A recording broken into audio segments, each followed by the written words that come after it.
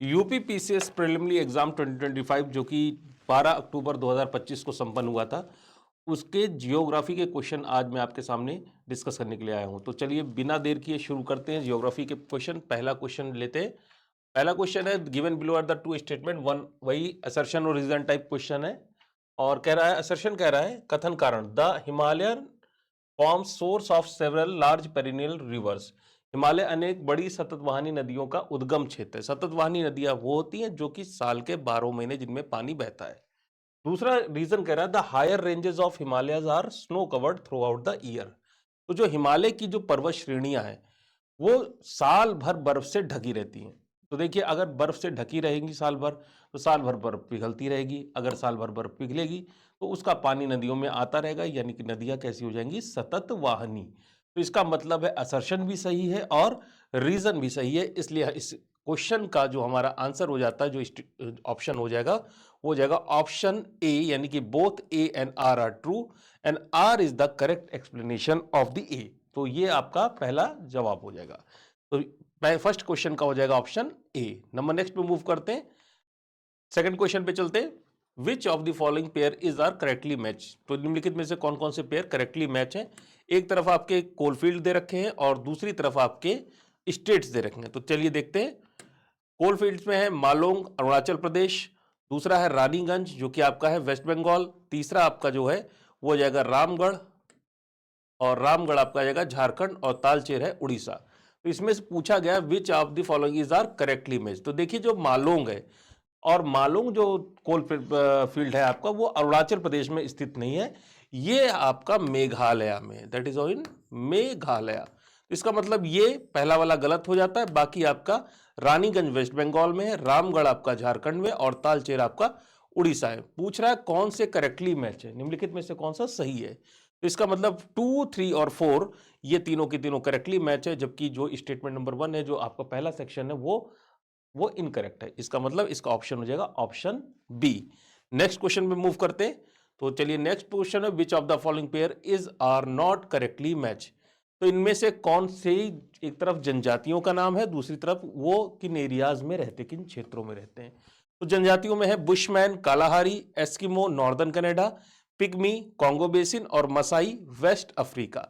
तो देखिए, जो बुशमैन है, बुशमैन जो आपके ये कालाहारी डिजर्ट में रहते हैं, और ये गर्म स्थल में रहने वाली आदिवासी जनजाति है, और वहां पर ये शिकार, हंटिंग एंड गैदरिंग करके अपना भोजन इकट्ठा करते हैं।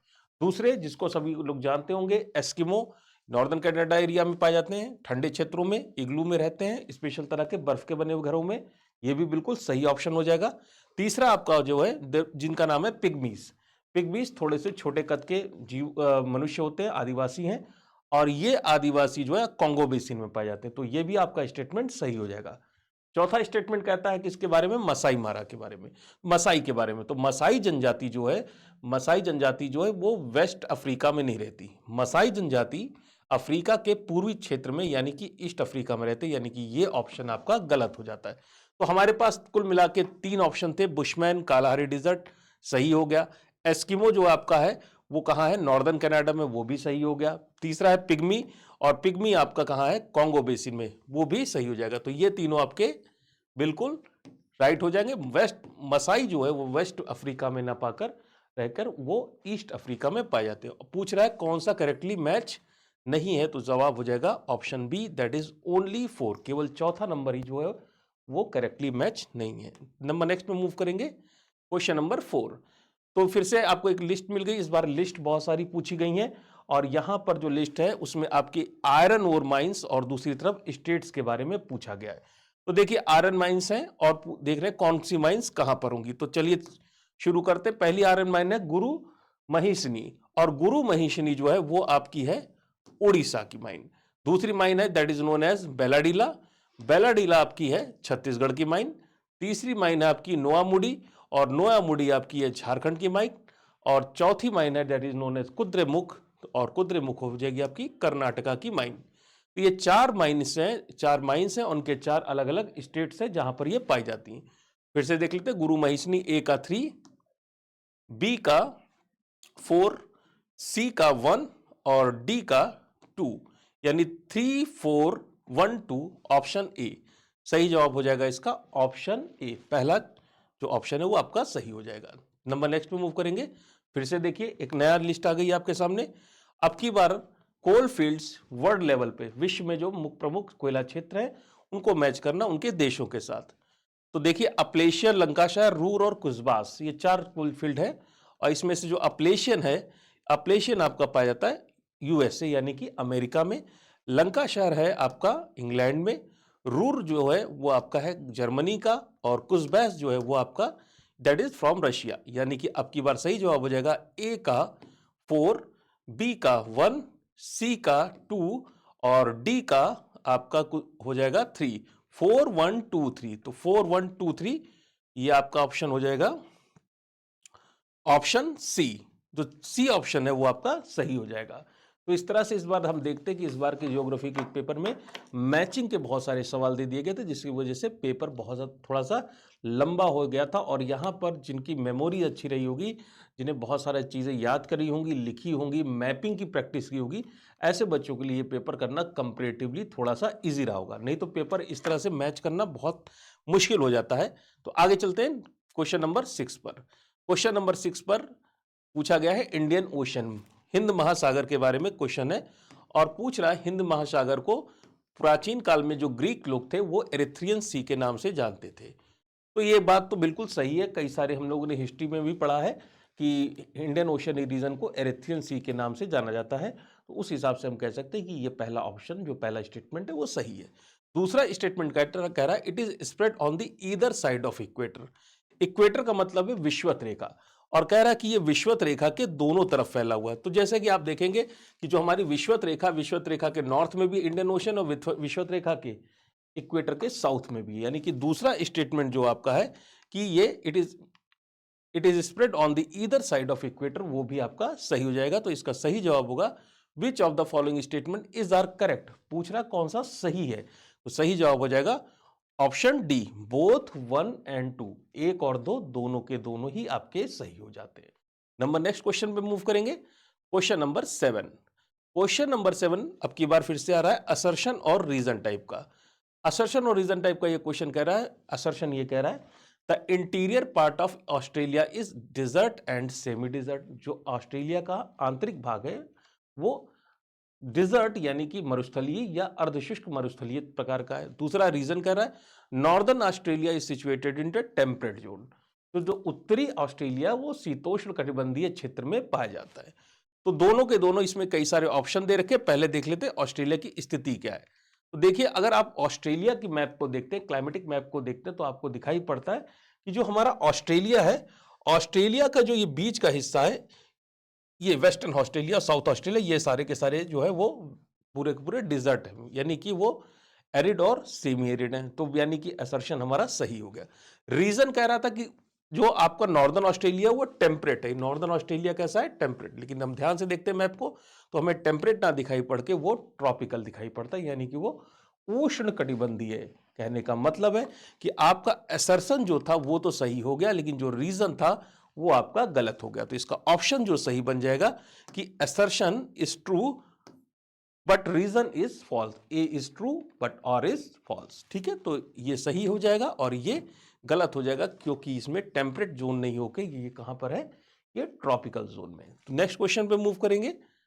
नेक्स्ट क्वेश्चन पे चलते हैं। Question number 8, Suez canal connects which of the following. कौन सी ओशन बॉडी है, कौन सी वाटर बॉडीज हैं जिनको स्वेज नहर कनेक्ट करती है? तो स्वेज कैनाल जो है वो बेसिकली आपका रेड सी यानी कि लाल सागर को जोड़ती है किससे? मेडिटेरेनियन सी यानी कि भूमध्य सागर से जोड़ने का काम करती है। तो जहां पर आपको 4 वाटर बॉडीज के नाम देख रखे हैं और हमें पता चल गया लाल सागर को ये भूमध्य सागर से जोड़ती है, यानी कि 2 को 3 से जोड़ती, तो सही जवाब हो जाएगा ऑप्शन डी, 2 एंड 3। तो ये हो जाएगा आपका सही जवाब। नंबर नेक्स्ट में मूव करेंगे। Which of the following district of Uttar Pradesh share its boundary with only one other district of Uttar प्रदेश?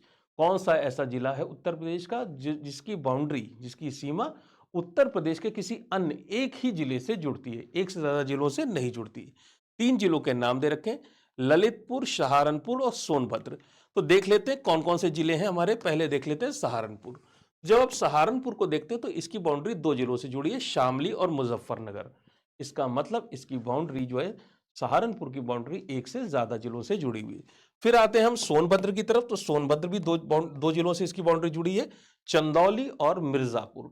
इसका मतलब इसकी भी बाउंड्री जो है एक से ज्यादा जिलों से मिली है। जब हम ललितपुर को देखते तो ललितपुर की जो सीमा है वो केवल एक जिले से मिलती है, जिसका नाम है झांसी। तो कहने का मतलब इन तीनों ऑप्शन में केवल ललितपुर ही एक ऐसा ऑप्शन है जिसकी सीमा जो है एकमात्र अन्य जिले से मिलती है, जो कि है झांसी। तो जो आपका क्वेश्चन नंबर 9 है उसका सही जवाब हो जाएगा ओनली वन, केवल एक, यानी ऑप्शन नंबर ए। ठीक है, तो नंबर नेक्स्ट पे मूव करेंगे। Question number 10।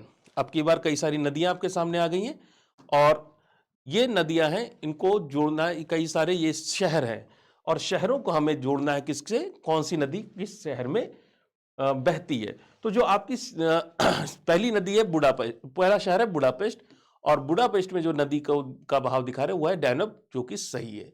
सेकंड जो शहर है आपका कोलोन, कोलोन में नदी बह रही है राइन, वो भी आपका सही है। तीसरा है न्यू ऑर्लियंस, न्यू ऑर्लियंस में दिखा रहे हैं मिसौरी। देखिए मिसौरी नदी वहां नहीं बहती, वहां पे मिसिसिपी नदी बहती है। कौन सी नदी, मिसिसिपी, इसका मतलब ये ऑप्शन आपका गलत हो गया। और हैदराबाद में लिखा है पलेरू, और ये भी गलत हो जाता है क्योंकि हैदराबाद में पलेरू नहीं बहती है, हैदराबाद में जो रिवर फ्लो करती है उसका नाम है मूसी। पूछ रहा है कौन से सही नहीं है, तो इसका मतलब 3 और 4 ये दोनों सही नहीं है। इसका सही अर्थ हुआ कि ऑप्शन नंबर बी जो है ये आपके क्वेश्चन का सही जवाब होगा। 3 और 4 are not correct. Number next पे मूव करेंगे। Which of the following river falls into Arabian sea, निम्नलिखित में से कौन सी नदी अरब सागर में गिरती। 3 नदियों के नाम है, पहली है पेरियार, दूसरी है पेन्नार, तीसरी है पेलार। तो देखिए आपके पेरियार, पेन्नार और पेलार जो 3 रिवर्स है, इसमें से पहली वाली को देख लेते हैं जिसका नाम है पेरियार। तो पेरियार आपकी केरल की नदी है और पेरियार रिवर जो है फ्लो करते हुए अल्टीमेटली ये रिवर जो है जाकर कहां गिरती है, अरेबियन सी में। तो ये जो नदी तो हमारी पक्की होगी कि पेरियार है। दूर बाकी की 2 नदियां हैं पेन्नार और पेलार, वो दोनों नदियां जो हैं वो अरेबियन सी में ना गिर के वो बे ऑफ बंगाल यानी बंगाल की खाड़ी में गिरती हैं। तो कहने का मतलब है इसमें से पूछ रहा कौन सी गिरती है, तो केवल पेरियार ही नीचे जो है आपके अरेबियन सी में जाकर मिलती है या गिरती है, बाकी दोनों नदियां जो है अरेबियन सी में नहीं गिरती हैं। तो सही जवाब हो जाएगा आपका ऑप्शन सी। नंबर नेक्स्ट पे मूव करेंगे। Question number 12। अब की बार फिर से यहां पे न्यूक्लियर रिएक्टर्स दे रखे हैं और न्यूक्लियर रिएक्टर्स किन किन शहरों में, किन किन प्रदेशों में है, कौन सा न्यूक्लियर रिएक्टर किस प्रदेश में है उसके बारे में पूछ रहा है। तो 4 न्यूक्लियर रिएक्टर दे रखे हैं, कुर्नाकुलम, काकरापारा, कैगा और रावत भाटा। तो ये जो आपके चारों के चारों न्यूक्लियर रिएक्टर्स हैं वो कौन कौन से शहरों में पाए जाते हैं, तो देखते पहला है कुर्नाकुलम, और कुर्नाकुलम हो जाएगा तमिलनाडु। दूसरा काकरापारा, काकरापारा आपका है गुजरात का।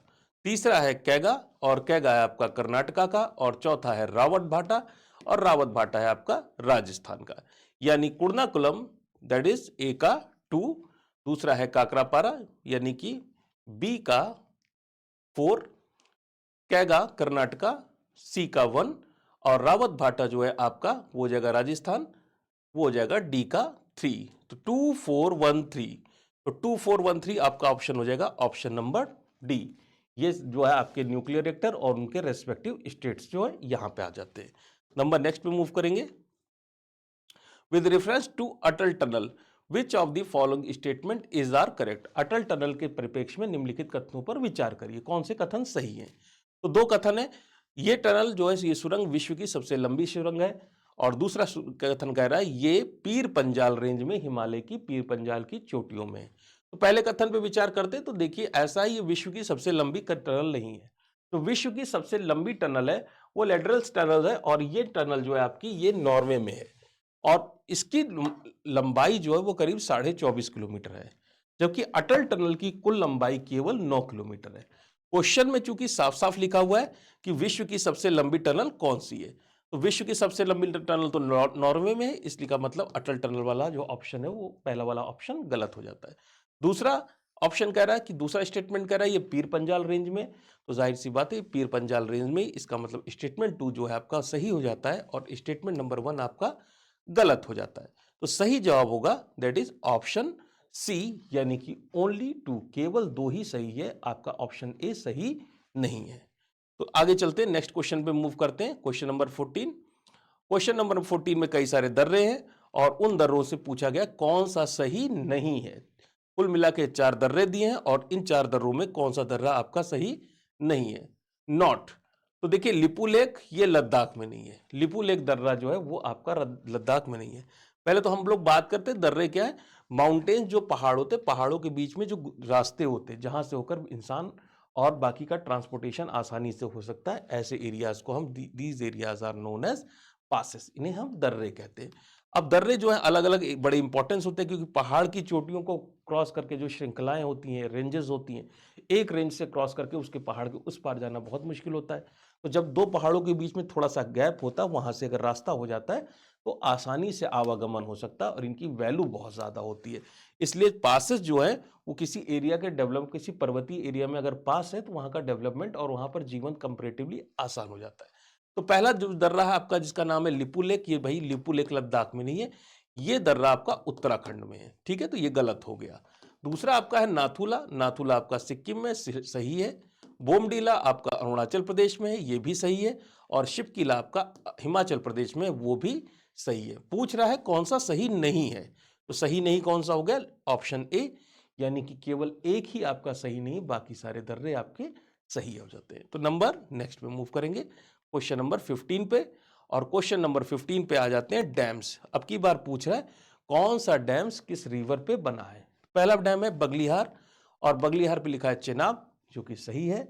दूसरा है पेंडो डैम, जो कि रावी पे लिखा है, ये गलत बात है, रावी पे नहीं है, ये डैम आपका ब्यास नदी पे बना है। तीसरा डैम लिखा है श्रीशैलम डैम, जो कि तुंगभद्रा रिवर पे बना दिखाई दे रहा है, जो कि गलत बात है, ये तुंगभद्रा पे नहीं बना है, ये कृष्णा नदी पे बना है, नदी है कृष्णा। इस पूछ रहा है कौन सा सही नहीं है, तो कौन सा सही नहीं है, तो आपका 2 और 3 यानी ऑप्शन डी जो है वो आपका सही हो जाएगा। 2 और 3 आपके सही नहीं, केवल एक ही इन ऑप्शंस में से सही है। नंबर नेक्स्ट पे मूव करेंगे। Arrange the states of India in the ascending order on the basis of their area. क्षेत्र के हिसाब से असेंडिंग ऑर्डर में, असेंडिंग ऑर्डर का मतलब है बढ़ते क्रम में इनको हमें स्थापित करना है, कि जिसका क्षेत्रफल सबसे कम है उससे सबसे ज्यादा, और अंत में सबसे ज्यादा बड़े क्षेत्रफल वाला स्टेट हमें लगाना है। तो देखिए जो 4 स्टेट दे रखे, हरियाणा, हिमाचल प्रदेश, पंजाब और उत्तराखंड, इसमें सबसे छोटा स्टेट है हरियाणा। हरियाणा से ज्यादा बड़ा है पंजाब, और पंजाब से ज्यादा बड़ा होगा उत्तराखंड, और सबसे ज्यादा बड़ा है हिमाचल प्रदेश। यानी कि 1, 3, 4 और 2, 1, 3, 4, 2, और 1, 3, 4, 2 जो आपका ऑप्शन हो जाएगा वो है ऑप्शन ए, 1, 3, 4, 2 हरियाणा। फिर हरियाणा से बड़ा पंजाब, पंजाब से बड़ा उत्तराखंड, और उत्तराखंड से बड़ा हिमाचल प्रदेश। तो ये है आपका सही जवाब। नंबर नेक्स्ट पे मूव करेंगे। अब की बार जो है आपके सामने कई सारे पोर्ट आ गए हैं, और वो पोर्ट किन किन स्टेट्स में वो पोर्ट है उनके बारे में बात की जा रही है। तो पोर्ट्स और स्टेट्स की बात है, तो चलिए देखते हैं। पहला पोर्ट है आपका पारादीप। तो पारादीप जो है आपका ये होगा उड़ीसा में, 3। दूसरा पोर्ट है तूतीकोरिन, और तूतीकोरिन है आपका तमिलनाडु में, 1। तीसरा पोर्ट है काकीनाडा, और काकीनाडा है आपका आंध्र प्रदेश में, 4। और चौथा पोर्ट है अलापुजा, और अलापुजा आपका केरला में, यानी कि 2। सही जवाब हो जाएगा 3142, 3142, ऑप्शन बी सही जवाब है, ऑप्शन बी। नंबर नेक्स्ट पे मूव करेंगे। Question number 18। Gobi desert is spread across which of the following country. 4 देशों के नाम दिए और पूछा गया गोबी का रेगिस्तान इन 4 देशों में से किन किन देशों में फैला हुआ है। कौन कौन से देश है, मंगोलिया है, चीन है, रूस है, और कजाकिस्तान है। तो देखिए जो गोबी का डिजर्ट है ये 2 देशों में फैला है, एक मंगोलिया में इसका कुछ हिस्सा पड़ता है और कुछ हिस्सा चाइना में पड़ता है। बाकी कजाकिस्तान वगैरह से इसका कोई लेना देना नहीं है। इसका अर्थ हो गया कि हमारा सही जवाब हो जाएगा कि गोबी का डिजर्ट कहां कहां फैला है। तो सही जवाब आपका है that is Mongolia and China, 1 और 2। रशिया और कजाकिस्तान में ये नहीं पाया जाता, तो 1 और 2 ये आपका सही जवाब हो जाएगा, ऑप्शन सी। ऑप्शन सी जो है ये आपका सही जवाब हो जाएगा। नंबर नेक्स्ट पे मूव करेंगे क्वेश्चन नंबर 19 पे। Which of the following is are not a cold ocean current. निम्नलिखित में से कौन सी ठंडी जलधारा कोल्ड ओशन करंट नहीं है। गर्म नहीं पूछा ना, नॉट अ कोल्ड, यानी कोल्ड नहीं है, अर्थ है गर्म जलधारा के बारे में सवाल पूछा जा रहा है। 4 जलधाराएं हैं, अगुलहास, ब्राजील, हम्बोल्ट और कैलिफोर्निया। अब इन चारों में से पूछ रहा है कि गर्म जलधारा कौन है। नॉट अ कोल्ड क्वेश्चन, निम्नलिखित में से कौन सी ठंडी महासागरीय धारा नहीं है। तो चलिए इन धाराओं के बारे में देख लेते हैं। पहली धारा आपकी कैलिफोर्निया, और कैलिफोर्निया जो है ये कोल्ड ओशन करंट है, ठंडी जलधारा है। दूसरी आपकी है पेरू, पेरू या हम्बोल्ट करंट भी कहते हैं, और ये भी कैसी है, ठंडी जलधारा। तो ये दोनों तो ठंडी हो गई। अब गर्म में देखते हैं कौन सी है। तीसरी जलधारा है ब्राजील, ब्राजील जो है आपकी ये वार्म करंट है, यानी ये कोल्ड ओशन करंट नहीं है। तो पहला एक जवाब हमें मिल गया ब्राजील का। चौथी जलधारा है अगुलहास, और अगुलहास जो है वो बड़ी इंपॉर्टेंट ओशन करंट है ज्योग्राफी की। और ये जो ये अगुलहास है ये भी कैसी करंट है, ये वार्म ओशन करंट या ठंडी जलधारा है। जो भी जलधारा नॉर्थ पोल से इक्वेटर की तरफ या साउथ पोल से इक्वेटर की तरफ चलती है, सामान्यतः वो ठंडी जलधारा होती है। और जो जलधारा इक्वेटर से नॉर्थ साउथ पोल या इक्वेटर से नॉर्थ पोल की तरफ जाती है, वो सामान्यतः वो कैसी होती हैं, वो गर्म जलधाराएं होती हैं। एक मोटा मोटा डिवीजन हम कर सकते हैं। या गर्म पानी नीचे की तरफ जाएगा तो कैसा हो जाएगा, वो जलधारा गर्म। और नॉर्थ पोल का पानी या साउथ पोल का पानी ठंडा है, वो ऊपर की तरफ जाएगा तो कैसी हो जाएगी जलधारा, आपकी ठंडी जलधारा हो जाएगी। तो इस तरह सामान्य डिवीजन है, और भी बहुत सारी चीजें होती हैं।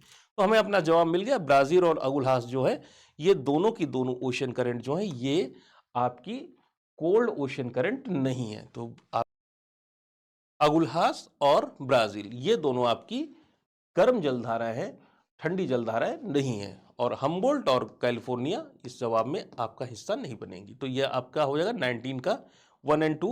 तो सही जवाब हो जाएगा option A, that is 1 and 2 both. तो दोनों के दोनों आपकी कोल्ड ओशन करंट नहीं है। नंबर नेक्स्ट पे मूव करेंगे। Question number 20। अब की बार आपके पास कई सारी रिफाइनरीज आ गई हैं, और वो सारी रिफाइनरीज किन किन एरिया, किन किन स्टेट्स में पाई जाती हैं, उसके बारे में ये पूछा जा रहा है। तो क्वेश्चन नंबर नेक्स्ट 20 का जो क्वेश्चन नंबर आपका 20 है, तो 20 में देखते हैं नायरा, पहली रिफाइनरी है नायरा। और नायरा जो है आपकी कहाँ है, गुजरात की रिफाइनरी, यानी कि ए का 2। दूसरी है मनाली, और मनाली आपकी आ जाएगी तमिलनाडु, बी का 4। तीसरी आ जाएगी नुमालीगढ़, नुमालीगढ़ है आपकी आसाम की, सी का 1। और चौथी बची हुई है तातीपाका, ये आपकी आ जाएगी आंध्र प्रदेश, यानी कि डी का 3।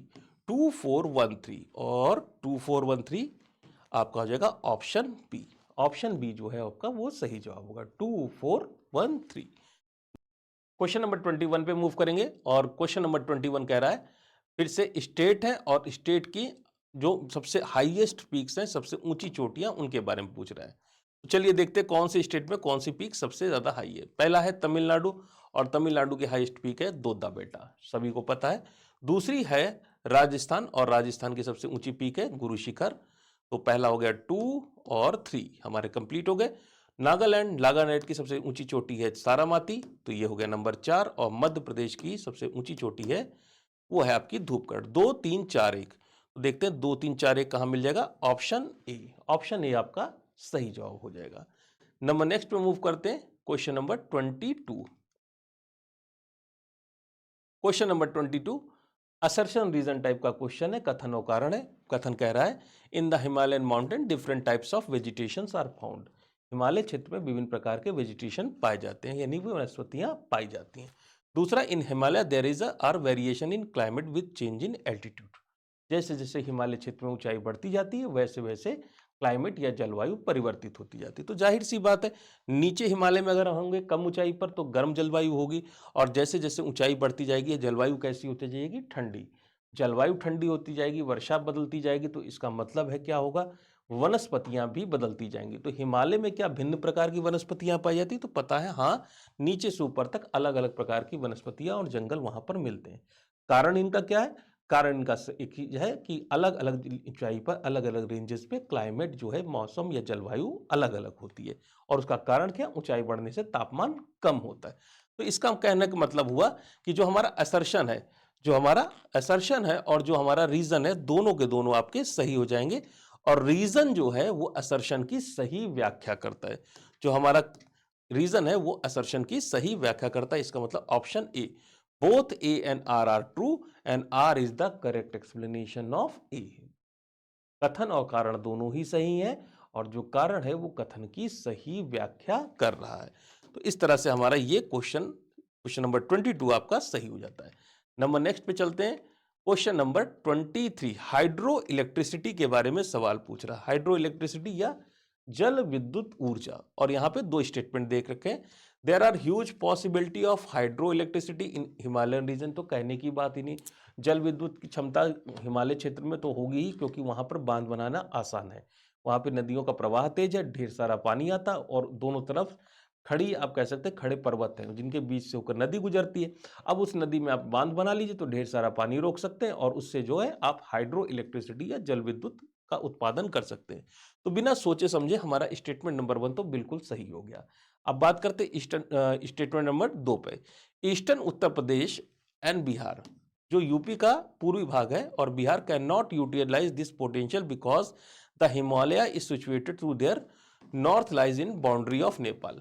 तो देखिए कह रहा है कि जो उत्तर प्रदेश और पूर्वी उत्तर प्रदेश और बिहार है वो इस क्षमता का प्रयोग क्यों नहीं कर सकते, क्योंकि हिमालय उनके उत्तर में नेपाल की तरफ स्थित है। बिल्कुल गलत बात है। दो आधी बात इसमें सही है और आधी बात सही गलत है। देखिए आधी बात कैसे सही है कि जल विद्युत का जो प्रयोग है वो ये दोनों प्रदेश नहीं कर सकते प्रचुर मात्रा में। उसके पीछे रीजन है, यहाँ तक पहुँचते पहुँचते नदियाँ जो हैं उनका वेग कम हो जाता है और नदियों में फैलाव अधिक आ जाता है, इस वजह से उनमें बांध का निर्माण नहीं हो सकता है।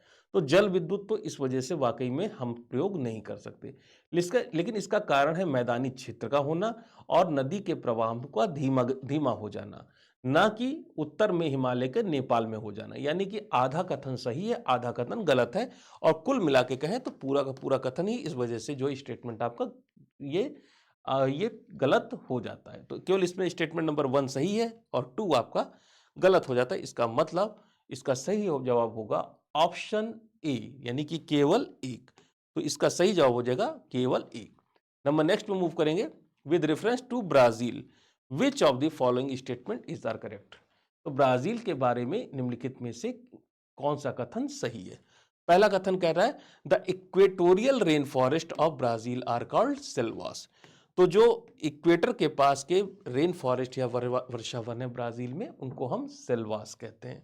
और दूसरा कह रहा है the dark black colour fertile soil here is called terra rossa. तो यहां पर जो कैसे रंग की, काले रंग की, गहरे काले रंग की जो मिट्टी होती है, फर्टाइल मिट्टी होती है, उसको हम टेरा रोजा कहते हैं। तो दो स्टेटमेंट दे रखे हैं और देखते हैं इनमें से कौन सा स्टेटमेंट आपका सही होगा। तो चलिए देखते हैं। जो आपका ब्राजील है और ब्राजील में जो हमने कहा था कि नॉ इक्वेटोरियल फॉरेस्ट, जो इक्वेटर के पास फॉरेस्ट है उनके बारे में बात करें तो वो फॉरेस्ट आपके, उनको हम सेल्वास कहते हैं। यानी कि हमारा स्टेटमेंट नंबर 1 सही हो गया। दूसरा स्टेटमेंट कह रहा है कि जो गहरे काले रंग की मिट्टी है ब्राजील में पाई जाती है, प्लांटेशन के लिए बड़ी अच्छी होती है, उसका नाम टेरा रोजा होता है। तो देखिए जो टेरा रोजा जो शब्द होता है वो रेड कलर सॉइल के लिए, यानी कि ये काले रंग की नहीं, ये जो मिट्टी होती है ये गहरे, आप कह सकते हैं रेड पर्पल कलर की, लाल और बैगनी रंग की मिट्टी होती है, ना कि ये डार्क ब्लैक कलर सॉइल होती है।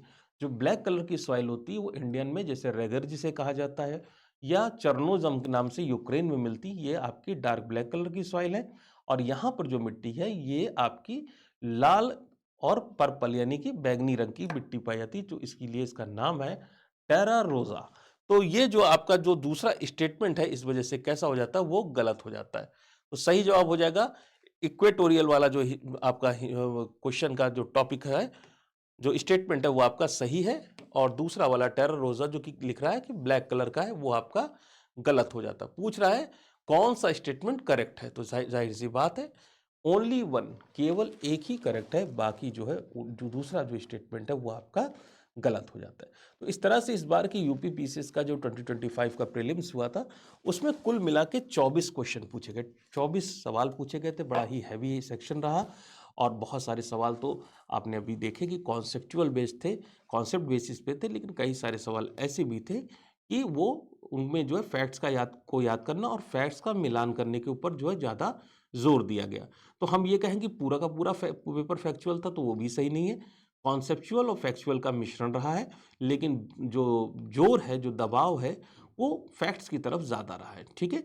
तो ये इस बार के ये आप अपने क्वेश्चंस का इससे मैच करिएगा, और आपको ये वीडियो कैसा लगा इसको कमेंट करके ज़रूर बताइएगा, और फिर आपसे नेक्स्ट वीडियो में मुलाकात होगी। तब तक के लिए धन्यवाद।